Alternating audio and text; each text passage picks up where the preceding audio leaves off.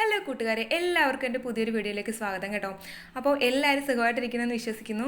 ഇന്നത്തെ വീഡിയോ വേറൊന്നുമല്ല, ഒരു ഞണ്ട് റോസ്റ്റാണ് കേട്ടോ. അപ്പോൾ വീഡിയോ ഇഷ്ടപ്പെടുന്ന ലൈക്ക് ചെയ്യാൻ മറക്കരുത്. എൻ്റെ വീഡിയോ ആദ്യമായിട്ടാണ് കാണുന്നതെങ്കിൽ ഒന്ന് സബ്സ്ക്രൈബ് ചെയ്ത് ചാനൽ സപ്പോർട്ട് ചെയ്തേക്കണേ. അപ്പോൾ ഞാൻ ഇതിനായിട്ട് എടുത്തേക്കുന്നത് കുറച്ച് ഞണ്ട്, 2-3 ഞണ്ടായിട്ടാണ് എടുത്തേക്കുന്നത്.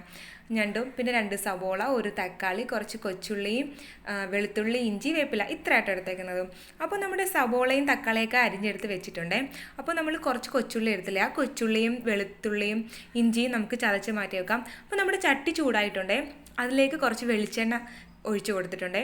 വെളിച്ചെണ്ണ ചൂടായി കഴിയുമ്പോഴത്തേനും അതിലേക്ക് ആവശ്യമായുള്ള കുറച്ച് കടുക് ചേർത്ത് കൊടുക്കുക.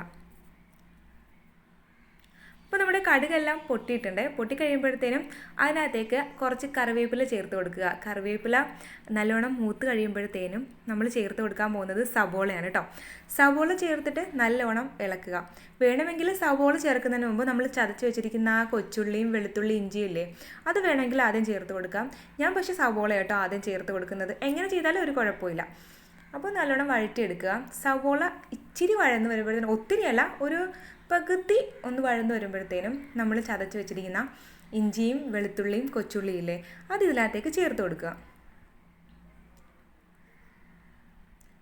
ചേർത്തിട്ട് നല്ലോണം ഇളക്കുക. അതായത് കുറഞ്ഞ ഫ്ലെയിമിലിട്ട് വേണം ഇത് ഇളക്കിയെടുക്കാൻ. കാര്യം ഇത് അടിക്ക് പിടിക്കാൻ ചാൻസ് ഉള്ളതുകൊണ്ടാണ് കേട്ടോ. ഇളക്കിയതിന് ശേഷം ഇതിനകത്തേക്ക് കുറച്ച് ആവശ്യത്തിനുള്ള കുറച്ച് ഉപ്പ് ചേർത്ത് കൊടുക്കണം കേട്ടോ.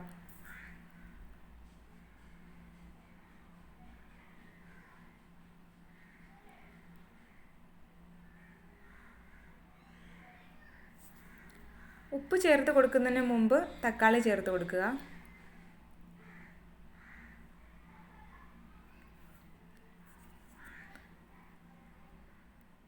അങ്ങനെ ഉപ്പ് നല്ലതായിട്ട് നല്ലോണം ഇളക്കിയിട്ടുണ്ട്. ഇനി ഇതിനകത്തേക്ക് ആവശ്യമായിട്ടുള്ള പൊടികളെന്ന് പറയുന്നത് മുളക് പൊടി, മഞ്ഞൾപ്പൊടി, മല്ലിപ്പൊടി, മസാലപ്പൊടി. മസാലപ്പൊടി ഏത് മസാലപ്പൊടി എടുക്കുക. ഞാൻ എടുത്തിരിക്കുന്നത് മീറ്റ് മസാലയാണ് കേട്ടോ. ഗരം മസാല എടുക്കുന്നത് ഇച്ചിരി കൂടി ടേസ്റ്റ് കൂടുക, അതിൻ്റെ സ്മെല്ലും കാര്യങ്ങളൊക്കെ അടിപൊളിയല്ലേ.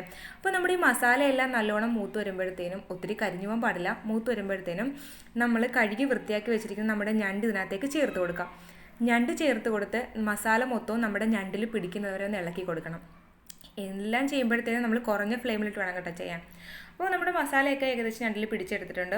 അപ്പോൾ നമ്മൾ കുറച്ച് വെള്ളം ഇതിനകത്തേക്ക് ചേർത്ത് കൊടുക്കുക. നമ്മുടെ ഇഞ്ചിയെല്ലാം ചതച്ച് അതിനകത്തേക്ക് കഴുകിയെടുത്ത കുറച്ച് വെള്ളം കേട്ടോ ചേർത്ത് കൊടുത്തേക്കുന്നത്. ഞണ്ടിന് തിളച്ച് വരുമ്പോഴത്തേനും കുറച്ച് വെള്ളം ഇറങ്ങി വരുന്നത് കൊണ്ട് ഒത്തിരി വെള്ളം വേണ്ട. എന്നിട്ട് നമ്മൾ കുറച്ച് കറിവേപ്പിലയൊക്കെ ചേർത്ത് ഒന്ന് മൂടി വെച്ച് വേവിക്കുക. അപ്പോൾ ഏകദേശമൊക്കെ നമ്മുടെ കറി റെഡി ആയിട്ടുണ്ട്. അപ്പോൾ ഞാനൊരു 2 കഷ്ണം കുടംപുളി കൂടി ചേർത്ത് കൊടുക്കുന്നുണ്ട് കേട്ടോ. ഒരു പ്രത്യേക ടേസ്റ്റാണ് ഇതിന്. അപ്പോൾ പുളി കൂടി ചേർത്ത് കൊടുത്തിട്ട് ഒന്ന് മൂടി വെക്കുക. മൂടി വെച്ചിട്ട് നമ്മൾ ഇതിനകത്തേക്ക് കുറച്ച് തേങ്ങാപ്പാൽ ചേർത്ത് കൊടുക്കുന്നുണ്ട് കേട്ടോ. തേങ്ങാപ്പാലും ചേർത്ത് കൊടുത്ത് കുറച്ച് കറിവേപ്പിലയും ഇറക്കുന്നതിന് മുമ്പ് കുറച്ച് വെളിച്ചെണ്ണയും കൂടി ചേർത്ത് ഇറക്കുക. അപ്പോൾ നമ്മുടെ ഞണ്ട് റോസ്റ്റ് സ്പൈസി മസാല റെഡി ആയിട്ടുണ്ട്. അപ്പോൾ താങ്ക് യു ഫോർ വാച്ചിങ്. പുതിയൊരു വീഡിയോ ആയിട്ട് വരുന്നവർക്ക് tata bye bye, see U.